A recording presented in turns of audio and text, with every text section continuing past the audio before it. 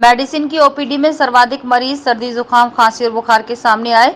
70% मरीज मास्क नहीं पहने। सुबह से ही लगती है लंबी लाइन।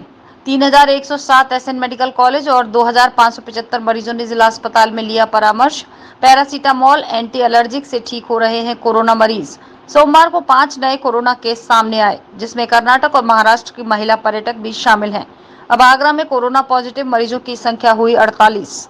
कोरोना के इलाज के लिए और व्यवस्थाएं परखने को आज एसएन मेडिकल कॉलेज, जिला अस्पताल और 6 सीएचसी पर होगा मॉक ड्रिल। देखिए, जैसे कि सरकार की गाइडलाइंस है उसके अनुसार जो कोविड के नंबर ऑफ केसेस पिछले कुछ दिनों से लगातार बढ़ रहे हैं, उसके संदर्भ में तैयारियों का जायजा लेने के लिए कि हमारे पास जो तैयारियां हैं उसको मॉक ड्रिल बोलते हैं या एक प्रकार की एक अभ्यास, पूर्व अभ्यास, तो वो करने की बात थी।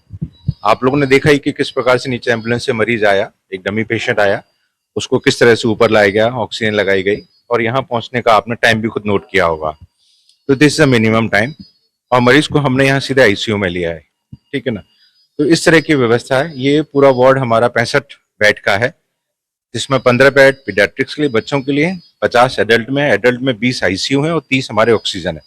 बेसिकली है तो हमारे पास सारी व्यवस्था, हर बेड के लिए वेंटिलेटर भी है, एचएफएनसी भी है, ऑक्सीजन तो सब बेडों पे है ही।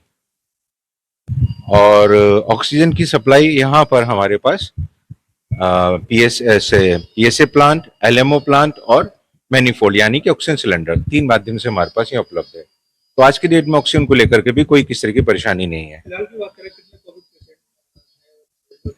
देखिए, आज का जो डाटा अभी मिला है उसमें टोटल शायद 48 पेशेंट हमारे इस समय आगरा में है, जिसमें से 45 आगरा शहर के और 3 बाहर के हैं ये वर्तमान में। हाँ, सभी होम आइसोलेशन में ही है जो डाटा हमारे पास है, क्योंकि कॉलेज में कोई भी पेशेंट नहीं, क्योंकि कॉलेज की फैसिलिटी L3 फैसिलिटी है। L3 फैसिलिटी मतलब जो पेशेंट कोमॉर्बिड कंडीशंस के साथ कोविड पॉजिटिव आते हैं या जिनका ऑक्सीजन सैचुरेशन 90 या उससे नीचे होता है, वो हमारे पास रेफर किए जाने की व्यवस्था है। उसके अनुसार ही सारी तैयारियां की गई हैं। देश और दुनिया की तमाम छोटी बड़ी खबरों के साथ जुड़े रहने के लिए देखते रहिए द नेशन न्यूज।